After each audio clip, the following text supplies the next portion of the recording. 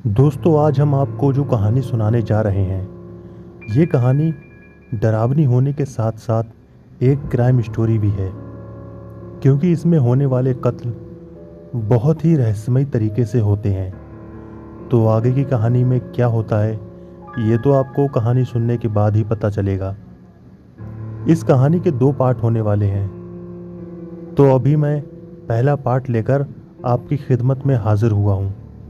बहुत ही जल्द दूसरा और आखिरी पार्ट भी आपको मिलेगा। तो हमारे चैनल को सब्सक्राइब करना ना भूलें, ताकि जब भी हम कोई नई वीडियो अपलोड करें तो आपको मिलती रहे वक्त पर। तो बढ़ते हैं अपनी कहानी की ओर। तो दोस्तों, वीडियो को शुरू करने से पहले जिन लोगों ने हमारी पिछली वीडियो में कमेंट किए थे, उनके नाम कुछ इस प्रकार हैं: नरेंद्र चौधरी, सोनू सालुकपुर से, अभिषेक तिवारी, फिरोज खान बीकानेर राजस्थान से, सुल्तान मिर्जा अफ्रीका कॉन्गो किशाना से। तो बढ़ते हैं कहानी की ओर।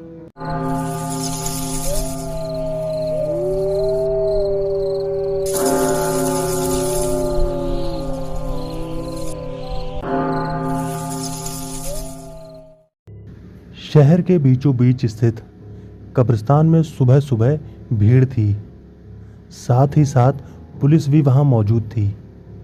किसी व्यक्ति ने पुलिस को खबर कर दी थी कि यहां एक व्यक्ति की कब्र के बाहर लाश पड़ी है, लेकिन साथ ही साथ प्रेस रिपोर्टर भी आ पहुंचे थे। पता नहीं कैसे उनको इस बात की खबर लग चुकी थी। पुलिस इंस्पेक्टर बिमल रावत ने खबर करने वाले से पूछा, आपने कब देखा था लाश को, और सुबह सुबह आप यहाँ क्या करने आए थे? वो बोला, मेरा नाम रॉबर्ट डिसूजा है और पास ही मेरा घर है। मैं रोज सुबह यहाँ अपने मॉम डैड की कब्र पर आता हूँ, लेकिन आज जब मैं यहाँ आया तो देखा कि बुरी तरह एक लाश उनकी कब्र के पास पड़ी हुई है। उसको देखकर डर के कारण मेरी चीख निकल गई। बस उसके तुरंत बाद ही मैंने 100 नंबर पर कॉल कर दिया। फिर मेरी चीख सुनकर यहाँ कुछ लोग दौड़े चले आए और फिर देखते ही देखते यहाँ भीड़ लग गई। इंस्पेक्टर रावत ने कहा, क्या तुम इस लाश को पहचानते हो? किसकी लाश है ये? रॉबर्ट बोला, उस लाश की हालत ऐसी थी कि उसको पहचान पाना बहुत ही कठिन था। मैं नहीं पहचानता इसको। तभी इंस्पेक्टर ने कहा, क्या मीडिया को भी तुम्ही ने कॉल किया है? रॉबर्ट ने कहा, नहीं सर, वो तो अपने आप ही पता नहीं कैसे यहाँ आ गए।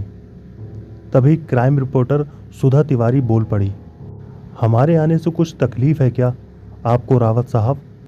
इंस्पेक्टर रावत ने कहा, मुझे तकलीफ ये है कि आप लोग हमें ढंग से इन्वेस्टिगेशन नहीं करने देते। हर जगह पता नहीं कैसे हमसे पहले ही पहुंच जाते हैं। सुधा तिवारी ने कहा, फिर ये मान लो कि हम आपसे हमेशा एक कदम आगे हैं। इंस्पेक्टर रावत ने कहा, वो तो समय ही बताएगा कि कौन आगे है और कौन पीछे। फिर वहाँ क्राइम सीन का मुआयना और पंचनामा कर लाश को पोस्टमार्टम के लिए भिजवा दिया गया।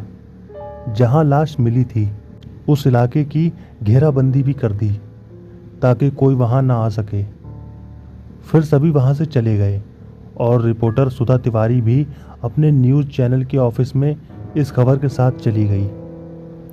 इधर इंस्पेक्टर रावत केस को लेकर कुछ उलझे हुए थे, क्योंकि उनको कोई खास संकेत नहीं मिला था जिससे वो इस मामले की परतें खोल सकें।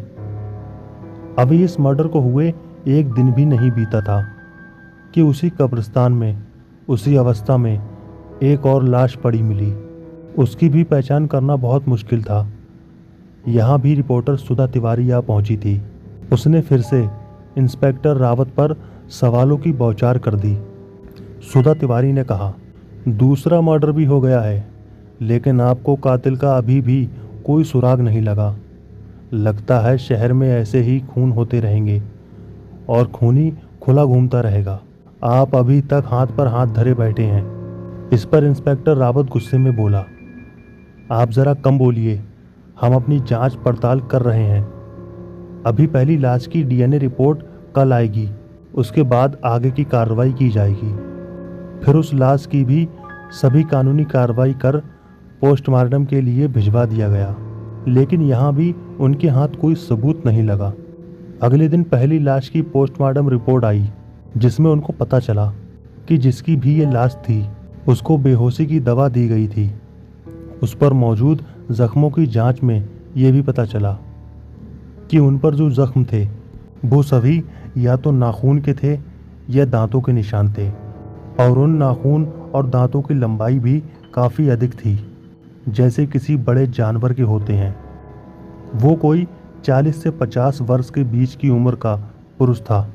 अब पुलिस ने उन सभी लापता लोगों की डीएनए रिपोर्ट मंगवानी शुरू कर दी, जिनकी लापता होने की रिपोर्ट दर्ज थी, लेकिन उनमें से किसी की भी रिपोर्ट उस मृत्यु व्यक्ति से नहीं मिल पाई थी। अभी भी उनकी जांच किसी अंजाम तक नहीं पहुंच पाई थी कि उसी कब्रिस्तान में उनको एक और तीसरी लाश मिली। उसकी भी वही हालत थी जो पहले दोनों की थी। फिर इंस्पेक्टर रावत को दूसरी वाली डीएनए और पोस्टमार्टम रिपोर्ट मिली। उसको भी इसी प्रकार नाखूनों दांतों से मारा गया था। उसकी भी डीएनए रिपोर्ट किसी से मैच नहीं हो पाई थी। उनको अब लगने लगा कि यहाँ शहर में कोई जानवर घूम रहा है जो इंसानों को मार रहा है, लेकिन उनको ये समझ में नहीं आ रहा था कि सिर्फ कब्रिस्तान में ही क्यों मार रहा है। अगर जानवर घूम रहा है तो वो बाहर कहीं भी मार सकता है, लेकिन सिर्फ कब्रिस्तान में ही लोग क्यों मरते हैं। रिपोर्टर सुधा तिवारी ने इंस्पेक्टर रावत के अभी तक नाकाम रहने के कारण उसे आड़े हाथों लिया हुआ था। इंस्पेक्टर रावत तिलमिलाहट में वहां से चला गया। अगले दिन खबरों और समाचार चैनलों पर एक ही खबर छाई हुई थी, शहर के कब्रिस्तान में मौतों का सिलसिला बदस्तूर जारी है, लेकिन पुलिस हाथ पर हाथ धरे बैठी है। इसी तरह जैसे जैसे दिन बीत रहे थे, रोज ऐसे ही कब्रिस्तान में लाशें मिल रही थीं और उनको कोई लेने वाला भी नहीं जा रहा था, बल्कि अब तो अन्य कब्रिस्तानों में भी लाशें मिलने लगी थीं। यही नहीं, अब तो अस्पताल का मुर्दा घर भी उन लाशों से भरने लगा था। अब प्रशासन ने सोचा कि उन लाशों को लेने वाला कोई नहीं आ रहा तो उनका क्रियाक्रम कर दिया जाए। लेकिन जब क्रियाक्रम की बात आई तो इंस्पेक्टर रावत ने ध्यान दिया कि जितनी भी लाशें मिली हैं उन सभी के गले में क्रॉस का लॉकेट था। इस बात पर तो उसका ध्यान पहले गया ही नहीं था। उसको अब लगने लगा कि जो मरे हैं ये सब किसी एक ही कम्युनिटी के लोग हैं। शायद जो भी ये सीरियल किलर है वो किसी वजह से इस कम्युनिटी के लोगों को मार रहा है। फिर उसने सभी पुलिस वालों को अलर्ट कर दिया कि इन खास कम्युनिटी के लोगों पर विशेष ध्यान रखा जाए। हो सकता है कि इन पर नज़र रखने से हम कातिल तक पहुंच जाएं। तब तक मैं इन सभी को कब्रिस्तान में दफनाने का इंतज़ाम करवाता हूं, जो अब तक मारे गए हैं। उन सभी का इंस्पेक्टर ने क्रियाक्रम करवाकर दफना दिया। उसके बाद वो उसी कम्युनिटी पर नज़र रखने लगे, लेकिन लाशें मिलने का सिलसिला ख़त्म नहीं हुआ। इतना ही नहीं, सभी उसी प्रकार से मरे हुए थे, बल्कि उन सभी के गले में भी क्रॉस के लॉकेट लटके हुए थे। इंस्पेक्टर रावत को ये बात समझ नहीं आई कि जब उस कम्युनिटी के सभी लोगों पर नज़र रखी हुई है और वो सभी सुरक्षित भी हैं, फिर ये लाशें कैसे अब भी रोज मिल रही हैं, वो भी उसी कम्युनिटी के लोगों की। कातिल अब भी इंस्पेक्टर रावत की पकड़ से बाहर था। अब मीडिया में आवाज़ उठने लगी कि पुलिस नाकाम हो चुकी है और इस केस को अब सीबीआई को सौंप दिया जाए। खास तौर से रिपोर्टर सुधा तिवारी सीबीआई जांच की पुरजोर वकालत कर रही थी। फिर सरकार ने मामले की गंभीरता को देखते हुए ये केस सीबीआई को सौंप दिया। मामले की जांच की बागडोर सीबीआई के हाथों में आ गई। सीबीआई ने अपने सबसे काबिल अफसर विक्रम को इस मामले की जांच टीम का लीडर बना दिया। उसकी टीम में उसके अलावा 3 और लोग उसके अधीन थे, जिसमें 2 पुरुष और 1 लड़की थी। उसका नाम सतीश, कुलदीप और रिधि था। रिधि इनमें सबसे जूनियर लेकिन एक अच्छी कंप्यूटर एक्सपर्ट और एथिकल हैकर थी। कुलदीप इनमें सबसे ताकतवर था और सतीश एक मार्शल आर्ट एक्सपर्ट था। रही बात विक्रम की, तो वो हर क्षेत्र में माहिर इंसान था। उससे पार पड़ पाना किसी के बस की बात नहीं थी। उसकी तो काबिलियत का अभी तक किसी ने पूरी तरह से नमूना भी नहीं देखा था। पहले दिन जब सीबीआई टीम केस को अपने हाथों में लेने इंस्पेक्टर रावत के पास गई तो वो उनसे उखड़े उखड़े से लगे। उनको हिदायत दी गई थी कि उन्हें इस केस में सीबीआई की हर प्रकार से सहायता करनी है, क्योंकि शुरू से ही इस केस की जांच वही कर रहे थे। लेकिन वो इस केस का अपने से छीनकर सीबीआई के हाथों में जाने से नाराज़ थे। उनको लगता था कि वो इस केस को सुलझाने के करीब ही थे, लेकिन अब सीबीआई इस केस को सुलझाकर सारा क्रेडिट खुद ले लेगी। विक्रम ने इंस्पेक्टर रावत से केस की फाइल और सभी जानकारियां मांगी। इंस्पेक्टर रावत ने उनको फाइल, एविडेंस और सभी दस्तावेज सौंप दिए। विक्रम फाइल पढ़ने लगा कि तभी इंस्पेक्टर रावत गुस्से में बोला, कितना भी ध्यान से पढ़ लो इस फाइल को, तुमको नया कुछ नहीं मिलेगा इसमें। मैंने भी कई बार इसको पढ़ा है, तुमको कुछ नया नहीं मिल जाएगा। विक्रम ने फाइल पढ़ने के बाद इंस्पेक्टर रावत से बोला, कुछ कड़ियाँ जोड़ने में टूट गई हैं तुमसे। इंस्पेक्टर रावत ने कहा, अच्छा तो अब तुम मुझे सिखाओगे क्या? तभी विक्रम ने कहा, जरा वो सभी लॉकेट दिखाना मुझे जो उन लाशों के गले में थे। इंस्पेक्टर रावत बोला, अब उनको देखकर क्या उखाड़ लोगे तुम? विक्रम ने कहा, बहस कम करो और जो कहा है वो करो। अगर बार बार ऐसे ही बहस करोगे तो मुझे तुम्हारी शिकायत करनी पड़ेगी। शिकायत वाली बात सुनकर इंस्पेक्टर रावत चुप हो गया और वो सभी लॉकेट लाकर विक्रम को दे दिए। विक्रम सभी लॉकेट पकड़कर अपने हाथों से टटोलकर देखते हुए बोला, रावत जरा एक बात बताओ, तुम्हारा ध्यान इस बात पर क्यों नहीं गया कि ये सभी लॉकेट नए हैं, जैसे अभी खरीदे गए हों? इंस्पेक्टर रावत ने कहा, इससे क्या फ़र्क पड़ता है कि लॉकेट नए हैं या पुराने? इसी बात से फ़र्क पता चला है कि तुम क्यों पुलिस इंस्पेक्टर ही हो, सीबीआई में नहीं। इंस्पेक्टर रावत ने कहा, तुम्हारा कहने का मतलब क्या है? मैं बेवकूफ़ हूँ? विक्रम ने कहा, ये बात मैंने नहीं कही, तुमने खुद ही मान ली कि तुम क्या हो। ज़रा ध्यान से सुनो, कातिल ने ये नए क्रॉस के लॉकेट खरीदकर इन लोगों को जानबूझकर पहनाया है ताकि सभी को लगे कि ये सब इसी खास कम्युनिटी के लोग हैं। और उससे भी बड़ी बात, शहर में इनमें से किसी की भी गुमशुदगी की रिपोर्ट दर्ज नहीं हुई। इसका मतलब इन लोगों का इस शहर में कोई भी नहीं है। ये लोग ज़रूर इस दुनिया में अकेले ही होंगे। अब सबसे पहला काम सभी को क्या करना है मालूम है ना? इंस्पेक्टर रावत को छोड़ बाकी सभी ने कहा, यस सर। इंस्पेक्टर रावत बोला, मेरी तो समझ में तुम्हारी कोई बात नहीं आई। विक्रम ने कहा, सतीश, तुम सबसे पहले शहर में जितने भी भिखारी हैं उनसे जाकर मिलो और पता करवाओ कि पिछले 1 महीने में उनके साथी लापता तो नहीं हुए। कुलदीप, तुम ये काम करोगे कि जो भी लाशें पुलिस ने दफनाई हैं उन सभी कब्रों को खुदवाओ और चेक करोगे कि वो लाशें अभी भी अपनी जगह हैं या नहीं। और रिधि, तुम शहर के उन सभी 5 कब्रिस्तानों में सीसीटीवी कैमरे लगवाओगी जहां मुर्दे दफनाए जाते हैं। ये सभी काम हो जाने के बाद सभी मुझे रिपोर्ट करोगे। इंस्पेक्टर रावत ने कहा, मुझे क्या करना है? विक्रम ने कहा, तुम फिलहाल यहीं रहकर ये सोचो कि हम जो कर रहे हैं वो क्यों कर रहे हैं। इससे तुम्हारा दिमाग भी दौड़ने लगेगा। 2 दिन बाद विक्रम, सतीश, कुलदीप, रिधि और इंस्पेक्टर रावत अपने ऑफिस में बैठकर केस की बात कर रहे थे कि वहाँ रिपोर्टर सुधा तिवारी आई। सुधा तिवारी ने आते ही सवाल दागते हुए बोली, अभी तक इस केस में कोई प्रगति हुई है या सीबीआई वाले भी वही ढाक के 3 पात लेकर बैठे हैं और समय खराब कर रहे हैं? तभी विक्रम ने कहा, आप कौन हैं और इस तरह अंदर क्यों घुस आईं?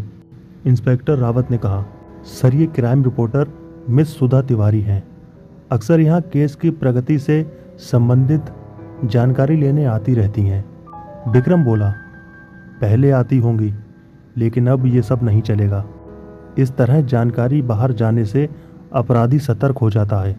यहाँ मौजूद सभी लोग एक बात गांठ बांध लो, कोई भी इस केस की जानकारी किसी के साथ नहीं बांटेगा। यदि ऐसा हुआ तो उसके खिलाफ सख्त कार्रवाई होगी। और मैडम, आप जो भी आपका नाम है, सुधा तिवारी नाम है मेरा। विक्रम ने कहा, आप यहाँ से जाइए, यहाँ आपको कुछ जानकारी नहीं मिल पाएगी। और हाँ, दोबारा आने की जहमत मत उठाना। सुधा तिवारी मन ही मन सोचते हुए बोली, खड़ूस आदमी, देख तू क्या करती हूँ मैं।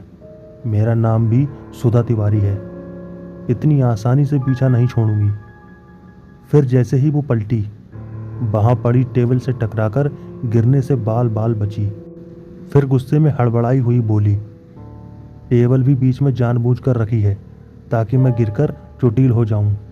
उसके बाद वो वहाँ से बाहर निकल गई। फिर विक्रम उन सब से काम की प्रोग्रेस रिपोर्ट लेने लगा। विक्रम ने कहा, तुम बताओ सतीश, क्या पता लगा भिखारियों के बारे में? सतीश ने कहा, आपका शक ठीक निकला सर। शहर और आसपास के इलाकों से बहुत से भिखारी लापता हुए हैं। उनमें ज़्यादातर वो हैं जिनका किसी से कोई कनेक्शन या मेलजोल अधिक नहीं था। लेकिन जिनसे भी पता चला, उसने यही बताया कि उनके पास के इलाके में भीख मांगने वाला काफ़ी दिनों से लापता है। फिर विक्रम ने कहा, तुम बताओ कुलदीप, तुमने कब्र खुदवाकर चेक करवाया? कुलदीप बोला, हाँ सर, एक एक कब्र की खोदकर जांच की गई थी, लेकिन सभी लाशें अपनी जगह पर मौजूद थीं। विक्रम ने कहा, अच्छा रिधि, क्या तुमने सीसीटीवी कैमरे लगवा दिए सभी कब्रिस्तानों में? रिधि ने कहा, यस सर, सभी कब्रिस्तानों में नाइट विज़न सीसीटीवी कैमरे लगवा दिए हैं। तभी विक्रम बोला, अब हमको सबसे पहले आज रात इन्हीं सीसीटीवी कैमरों के द्वारा सभी कब्रिस्तानों पर निगरानी करनी है। विक्रम ने इंस्पेक्टर रावत से कहा, तुम अभी से ही मॉनिटरिंग में चले जाओ। तुम्हारा काम अब सभी कब्रिस्तानों की निगरानी करना है। कुछ भी अजीब घटना नजर आए तो तुरंत मुझे बताना। वैसे हम सब भी समय मिलने पर वहां आकर देखते रहेंगे। उसके बाद सभी अपने अन्य कामों में लग गए और इंस्पेक्टर विक्रम कंप्यूटर निगरानी कक्ष में चले गए। सारा दिन वो कमरे में स्क्रीन पर नज़र गड़ाए बैठा रहा। साथ में मन ही मन विक्रम को गालियां भी दे रहा था कि उसको बेकार का काम देकर यहाँ बिठा दिया और खुद मजे ले रहे हैं। इसी तरह कब रात हो गई और उसकी आँख कब लग गई, उसको खुद ही पता नहीं चला। अगले दिन सुबह तड़के ही विक्रम वहाँ पहुँच गया। उसने देखा कि इंस्पेक्टर रावत घोड़े बेचकर सो रहा है। उसने आते ही उसको सोते से जगाया। रावत हड़बड़ाहट में उठा और बोला, क्या हुआ? विक्रम ने कहा, बेवकूफ़, तुमको एक काम दिया था, वो भी ढंग से नहीं कर सके। यहाँ बैठे बैठे सो रहे हो, वहाँ पता नहीं क्या हुआ होगा। इंस्पेक्टर रावत ने कहा, वहाँ क्या होना है, कुछ भी नहीं। कौन आएगा वहाँ इतनी रात में, किसी को मरना थोड़ी है वहाँ आकर। विक्रम ने गुस्से में कहा, बकवास बंद करो और रात की रिकॉर्डिंग चलाओ सभी कैमरों की। इंस्पेक्टर रावत रिकॉर्डिंग चला देता है, जिसको वो जल्दी जल्दी से आगे बढ़ाते हुए देख रहे थे। सभी जगह सब कुछ नॉर्मल चल रहा था कि रात के 12 बजे के बाद एक एक कर एक कब्रिस्तान के सभी कैमरे बंद होते चले गए, जैसे किसी ने बंद कर दिए हों। लेकिन फिर सुबह 5 बजे के बाद फिर चालू हो गए। ये सब देखकर विक्रम इंस्पेक्टर रावत से बोला, अगर तुम रात को सोए ना होते तो कम से कम हमको उसी वक्त बता देते तो हम सीधे वहीं कब्रिस्तान में चले जाते। तभी वहाँ सूचना मिली कि उसी कब्रिस्तान में एक लाश पड़ी मिली है। विक्रम और इंस्पेक्टर रावत वहाँ के लिए रवाना हो गए। उसने बाकी लोगों को भी वहीं पहुँचने का आदेश दिया। थोड़ी ही देर में पूरी टीम वहाँ पहुँच गई। विक्रम उनसे बोला, लाश की सभी कार्रवाई पूरी करो और उसके बाद मुझे ऑफिस में मिलना। सुधा तिवारी भी वहां आ पहुंची थी। सुधा तिवारी बोली, उस दिन तो बड़ी बड़ी बातें कर रहे थे, अब क्या हुआ? अब तो किसी ने आपके काम में दखलंदाजी नहीं की, फिर भी आपसे कुछ नहीं हो पाया। एक और खून हो ही गया ना। विक्रम ने कहा, मैं तुम्हारे प्रति जवाबदेह नहीं हूँ। हम अपना काम कर रहे हैं, तुम अपना काम करो, लेकिन हमारे काम के बीच मत आओ, समझ गई आप? फिर विक्रम अपने ऑफिस आ गया और थोड़ी देर बाद टीम के बाकी सदस्य भी वहां पहुंचे। तभी विक्रम ने कहा, रात की घटना से एक बात तो साफ हो गई है कि कातिल एक टेक्निकल एक्सपर्ट है। उसने सीसीटीवी कैमरे हैक करके उनको बंद कर दिया और अपना काम करके वापस चालू भी कर दिया। लेकिन आज रात तुम चारों अलग अलग कब्रिस्तान के बाहर मौजूद रहोगे। इंस्पेक्टर रावत, तुम 5वें कब्रिस्तान के बाहर 2 कांस्टेबल भेज देना। मैं यहाँ सीसीटीवी से उन सभी कब्रिस्तानों पर नज़र रखूँगा। फिर जिस किसी भी कब्रिस्तान का सीसीटीवी बंद होगा, मैं सभी को इन्फॉर्म कर दूंगा। सभी उसमें आ जाएंगे और मैं भी वहीं पहुंच जाऊंगा। सभी को क्लियर है? तो दोस्तों, आगे की कहानी हम आपको अगले भाग में सुनाएंगे। उम्मीद है आपको ये स्टोरी पसंद आ रही होगी। तो आगे का आखिरी भाग सुनने के लिए हमारे चैनल को सब्सक्राइब करना ना भूलें।